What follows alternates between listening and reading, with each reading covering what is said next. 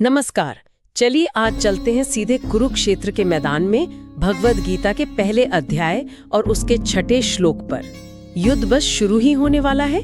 हम इसी श्लोक को आज गहराई से समझेंगे, इसका संस्कृत पाठ, अनुवाद और इसमें क्या-क्या बातें छिपी हैं। खास कर ये कि दुर्योधन इस खास पल में अपने गुरु द्रोणाचार्य से किन योद्धाओं की बात कर रहा है और क्यों। तो माहौल ये है कि दुर्योधन द्रोण के पास जाता है और पांडु सेना के कुछ खास योद्धाओं के नाम लेता है। श्लोक है, युधामन्युश्च विक्रांत उत्तमोजाश्च वीर्यवान सहोभद्र द्रौपदेयश्च सर्व एव महारथा। अगर आसान हिंदी में कहें तो पराक्रमी युधामन्यु, शक्तिशाली उत्तमोजा, सुभद्रा का पुत्र अभिमन्यु और द्रौपदी के सारे पुत्र, ये सभी महारथी हैं। हाँ, और देखिए ये जो बातचीत है ना, ये असल में श्लोक 1.3 से शुरू होकर 1.9 तक चलती है। दुर्योधन यहाँ सिर्फ नाम नहीं गिना रहा, वो द्रोणाचार्य को जैसे पांडव सेना की ताकत का एहसास दिला रहा है। इसमें आप देखिए उसकी अपनी चिंता भी है, शायद द्रोण के लिए एक चालाकी भरी इज्जत दिखाने की कोशिश भी, और एक रणनीति तो है। अच्छा, तो कौन है ये योद्धा जिनका वो नाम ले रहा है? पहले दो नाम युधामन्यु और उत्तमोजा, इनके बारे में कुछ बताइए। हाँ, ये दोनों पांचाल देश के बड़े वीर योद्धा थे, बहुत पराक्रमी, और इनकी खास जिम्मेदारी थी कि युद्ध के वक्त अर्जुन के रथ के पहियों की रक्षा करें। ओहो, अर्जुन के रथ की रक्षा, ये तो बड़ी जिम्मेदारी हुई। बिल्कुल, इससे ही आप अंदाजा लगा सकते हैं कि वो कितने अहम और भरोसेमंद योद्धा माने जाते थे।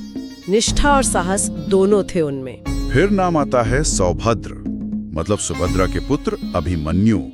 अर्जुन और कृष्ण की बहन सुभद्रा के बेटे, इनकी तो कहानी गजब की है। हाँ बिल्कुल, अभिमन्यु उम्र भले ही कम थी पर पराक्रम में किसी से कम नहीं थे। चक्रव्यूह भेदने का उनका कौशल तो सब जानते हैं। और ये बात खास है कि दुर्योधन खुद, जो उनका दुश्मन है, वो उन्हें महारथी कह रहा है। महारथी, इस पर हम अभी आते हैं। और अंत में द्रौपदेयाश्च, मतलब द्रौपदी के पांचों पुत्र। हाँ जी, द्रौपदी के पांचों पुत्र, प्रतिविंध्य युधिष्ठिर से, सुतसोम भीम से, श्रुतकीर्ति अर्जुन से, शतानिक नकुल से और श्रुतसेन सहदेव से। ये सब भी बहुत अच्छे से प्रशिक्षित योद्धा थे, अपने अपने पिता की तरह ही कुशल। हाँ, हालांकि उनका अंत दुखद हुआ युद्ध के बाद। हाँ, वो अश्वत्थामा ने रात में सोते हुए। हाँ, खैर वो बात की बात है। पर इस समय जब दुर्योधन ये कह रहा है, तब वे पांडव सेना की एक बड़ी शक्ति थे। तो दुर्योधन इन सभी को, युधामन्यु, उत्तमोजा, अभिमन्यु, द्रौपदी के पुत्रों को महारथी कहता है।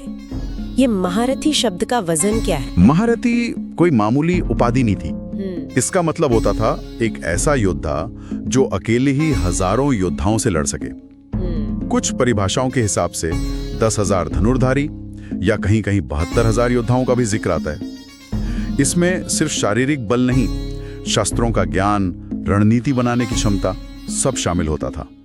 ये सर्वोच्च श्रेणी थी योद्धाओं की। तो दुर्योधन का इन्हें महारथी कहना, ये सिर्फ उनकी तारीफ है या इसमें कुछ और भी है? देखिए, तारीफ तो है ही, क्योंकि वो उनकी क्षमता को मान रहा है। पर ये सिर्फ तारीफ नहीं है, इसमें एक रणनीति है। दुर्योधन बहुत चालाकी से द्रोण को ये जता रहा है कि सामने वाली सेना कमजोर नहीं है। देखिए कितने बड़े बड़े महारथी उनके पास। और शायद ये भी याद दिला रहा है कि इनमें से कई, जैसे अभिमन्यु, एक तरह से द्रोण की ही शिक्षा परंपरा से जुड़े थे।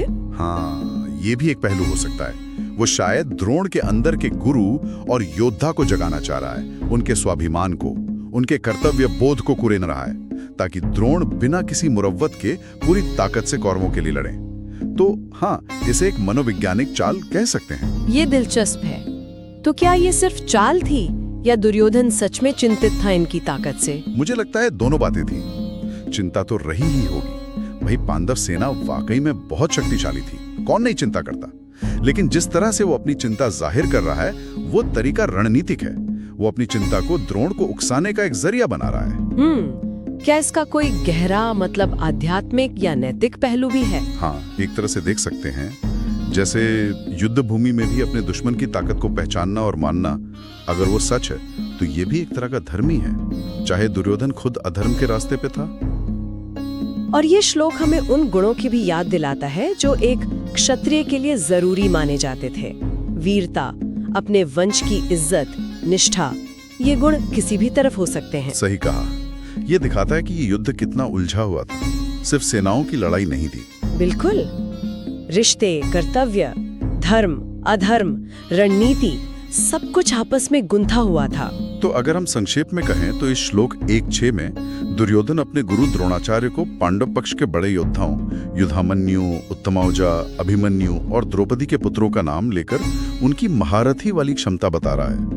और ऐसा करके वो एक तीर से 2 निशाने साध रहा है। अपनी चिंता भी जाहिर कर रहा है और द्रोण को युद्ध के लिए मानसिक रूप से तैयार करने की कोशिश भी। एकदम सही कहा आपने। ये श्लोक कुरुक्षेत्र में जो इंसानी नाटक चल रहा था उसकी एक छोटी सी पर बहुत महत्वपूर्ण झलक देता है। और जाते जाते एक बात सोचने के लिए छोड़ जाते हैं सबके लिए, जब आपका विरोधी, आपका शत्रु भी आपकी क्षमता को, आपकी ताकत को खुले तौर पर मानने पर मजबूर हो जाए, क्या वही आपकी असली शक्ति का सबसे बड़ा प्रमाण नहीं होता? सोचेगा इस पर।